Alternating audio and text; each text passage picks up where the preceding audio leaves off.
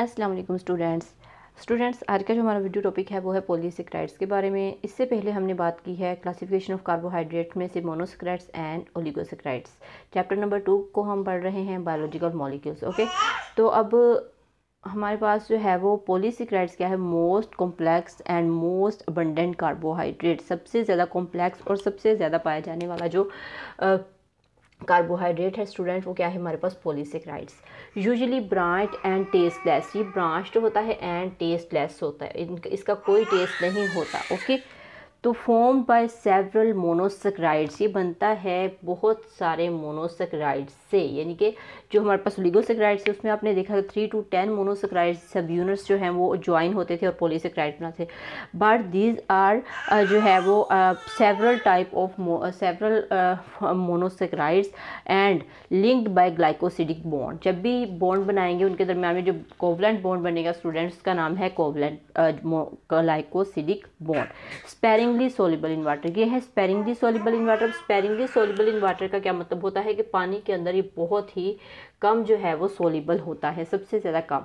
Okay, for example cellulose, starch, glycogen, dextrin, agar, pectin and chitin, these all are examples of polysaccharides. Okay, important यहाँ पे आपका MCQs आ सकता है, कोई भी एग्जाम्पल पिक करके जो एग्जामिनर है आपसे वो क्वेश्चन कर सकता है कि which kind of carbohydrates. Okay, और इसके बाद हम बात करते हैं इस पे स्टार्च पे। ठीक है, स्टार्च जो इसकी एग्जांपल है, इसकी बात हम कर लेते हैं कि chief form and store in plant. अब चीफ फॉर्म इसकी कार्बोहाइड्रेट की जो सबसे चीफ फॉर्म है वो क्या है, प्लांट है, और प्लांट में ही ये क्या होता है, स्टोर होता है स्टूडेंट्स। ठीक है, तो जब भी प्लांट के अंदर कार्बोहाइड्रेट ने स्टोर होना है तो किस फॉर्म में स्टोर होगा स्टूडेंट्स, वो होगा in the form of starch. Okay, और main source of carbohydrate for animal, अब ये एनिमल के लिए जो मेन सोर्स है, जब भी एनिमल प्लांट को जो है वो खाएगा तो उसके अंदर जो है कार्बोहाइड्रेट जाएगा वो स्टार्च के ज़रिए से जाएगा। ओके, और फिर वो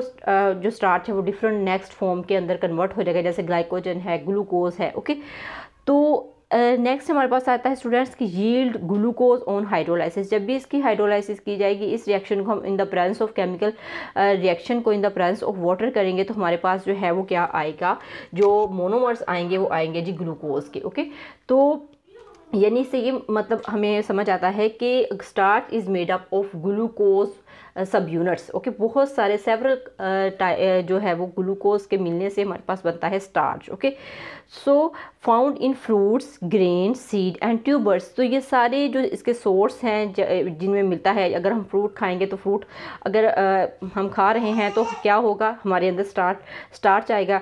किससे, फ्रूट से। इस तरह ग्रेन्स है, इस तरह सीड्स है, मुख्तलिफ जो प्लांट्स के होते हैं एंड ट्यूबर्स हैं। ओके, सो स्टूडेंट्स नेक्स्ट यहाँ पे इसकी जो हमारे पास आ जाता है स्टार्च, इसकी 2 टाइप्स भी यहाँ पे आती हैं स्टूडेंट, जो आप अमाइलेज, ठीक है, and amylopectin. Okay, amylopectin and amylase. Okay, ये 2 हमारे पास इसकी जो आती है टाइप्स हैं। ठीक है, अब जो अमाइलेज है स्टूडेंट्स, ये हमारे पास होता है ब्रांच्ड, सॉरी अमाइलेज जो है हमारे पास स्टूडेंट्स अनब्रांच है। ठीक है, unbranched.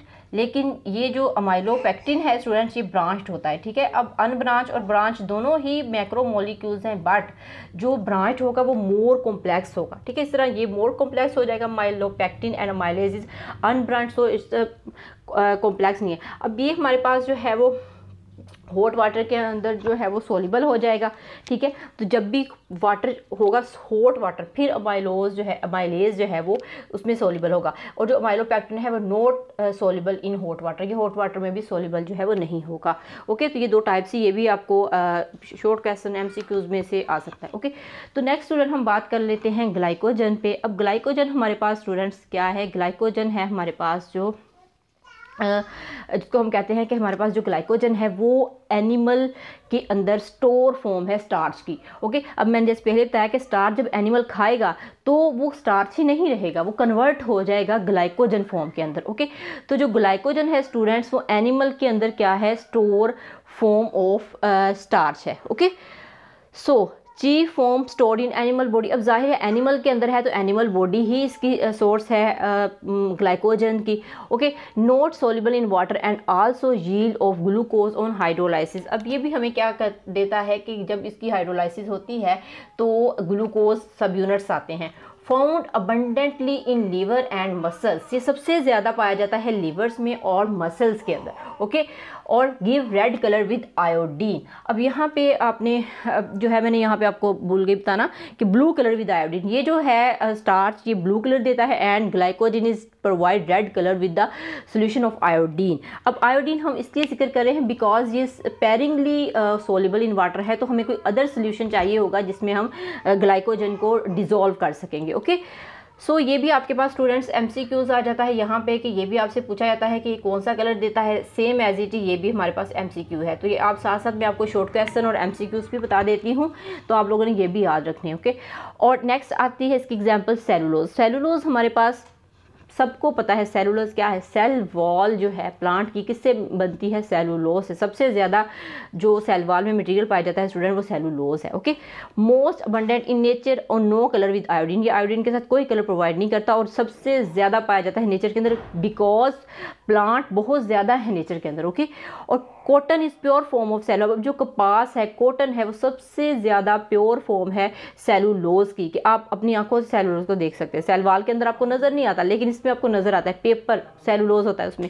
Okay, so highly insoluble in water and main constitution of cell wall in plant. Okay, तो जैसे मैंने आपको बताया कि सेल वॉल जो है वो is made up of cellulose, तो जाहिर सी बात है कि ये प्लांट सेल वॉल का मेन कॉन्स्टिट्यूशन इसका क्या हो गया, प्लांट सेल वॉल होगी। Okay, also yield glucose on hydrolysis. अब स्टूडेंट्स आपने एक बात तो नोट की होगी कि जितने भी हमने स्टार्च की जो पॉलीसेकेराइड्स है उसकी एग्जांपल्स पे बात की है, वो सारे के सारे ऑन हाइड्रोलाइसिस ग्लूकोज प्रोवाइड करते हैं। सो हम कह सकते हैं कि जो हमारे पास पॉलीसेकेराइड्स हैं वो मिलके बनते हैं जो है वो मोनोसेक्राइड सब यूनिट से, बट मोनोसेक्राइड्स की कौन सी टाइप, ग्लूकोज। ओके, मोनोसेक्राइड में से कौन सा मोनोसेक्राइड्स है, ग्लूकोज है। ओके, C6H12O6 इसका फार्मूला है।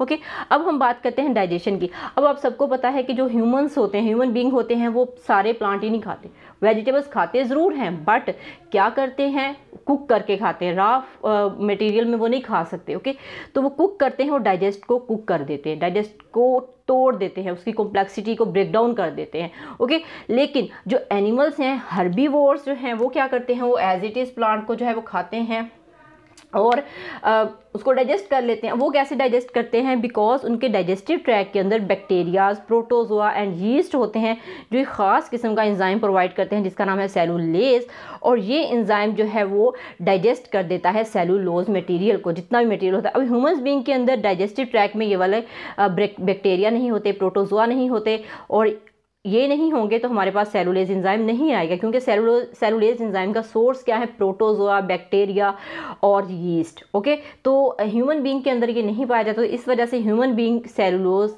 को डाइजेस्ट नहीं कर सकता। ओके, सो एनिमल्स के अंदर ये एबिलिटी होती है स्टूडेंट्स कि वो सेलुलोज को डाइजेस्ट कर सकता है, इस वजह से वो हर्बीवोर्स कहलाते हैं, जिसको हम कहते हैं कि वो प्लांट्स खाते हैं, चारा वगैरह खाते हैं। ओके, और अगर हम कैसे ये ग्लाइकोजन और स्टार्च फॉर्म को ह्यूमन बीइंग अपने अंदर कन्वर्ट कर सकते हैं, जब हम मीट खाएंगे, ठीक है, उनका गोश्त खाएंगे तो वो हमारी बॉडी के अंदर ऑटोमेटिकली कन्वर्ट हो जाएगा। ओके, तो स्टूडेंट्स ये था आज का हमारा लेक्चर जो जिसमें हमने पॉलीसेकेराइड्स को पढ़ा और हमने तीनों क्लासेस पूरी की हैं अपनी क्लासिफिकेशन कार्बोहाइड्रेट्स की, जिसमें हमने मोनोसेकेराइड्स, ओलिगोसेकेराइड्स एंड पॉलीसेकेराइड्स को डिस्कस किया। इंशाल्लाह नेक्स्ट टॉपिक में हम बात करेंगे लिपिड्स के बारे में और नेक्स्ट वीडियो में हम मिलेंगे। अगर आपको मेरा लेक्चर पसंद आया हो तो स्टूडेंट्स लाइक और सब्सक्राइब जरूर कीजिएगा, ये आपकी हौसला अफजाई होती है। थैंक यू, अल्लाह हाफिज़।